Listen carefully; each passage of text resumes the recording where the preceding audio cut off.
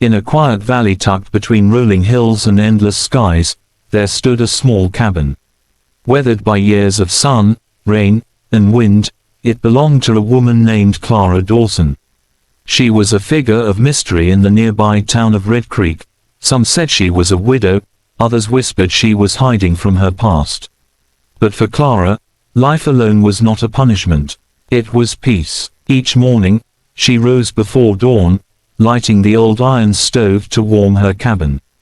The silence was her closest companion, and the distant cries of coyotes were the only voices she heard at night.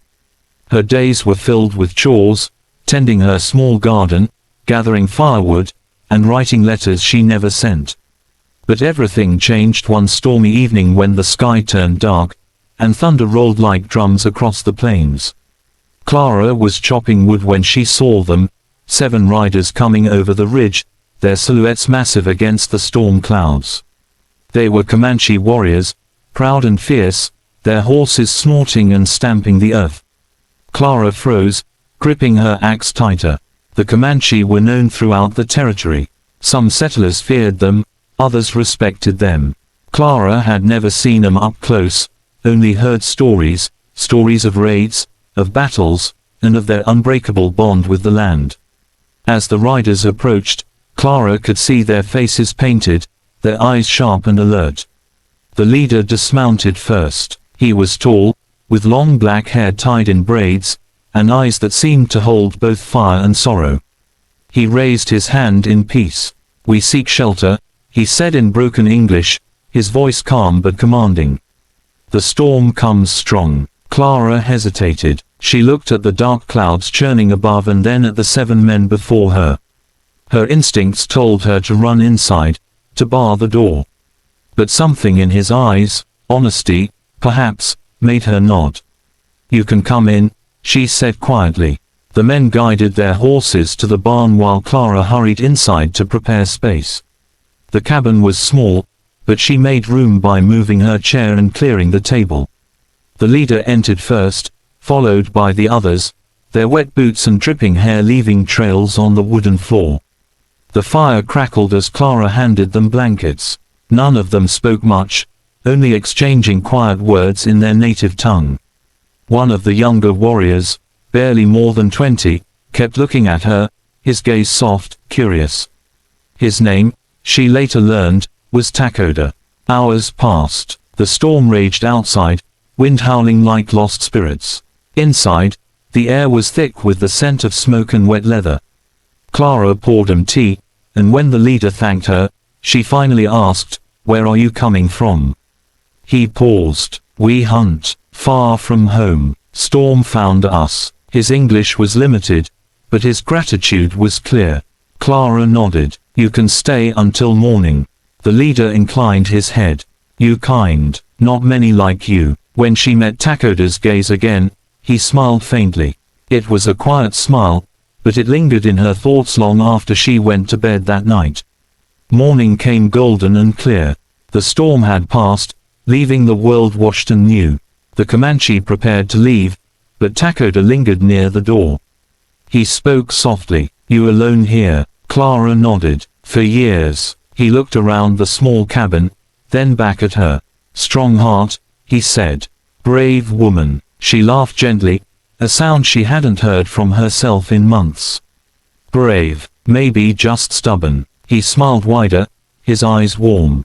"Same thing." The men rode off, disappearing over the ridge, their horses leaving trails in the wet earth. Clara watched until they vanished, then turned back inside, the cabin suddenly feeling emptier than before. Days passed, then weeks. Clara returned to her routine, but her thoughts often wandered to the young warrior with kind eyes. She told herself it was foolish, he belonged to another world, one she could never understand. Then one evening, as the sun dipped low, she heard hooves again. She stepped outside, heart pounding. It was him, Takoda, alone this time. He dismounted slowly, his hands empty, showing peace. "I bring gift," he said, holding out a beautifully carved wooden eagle. Its wings spread wide, every detail etched with care. Clara took it, her fingers brushing his. It's beautiful, she whispered. He smiled. Eagle strong, fly alone, like you. Something in his words broke through the walls she'd built around her heart.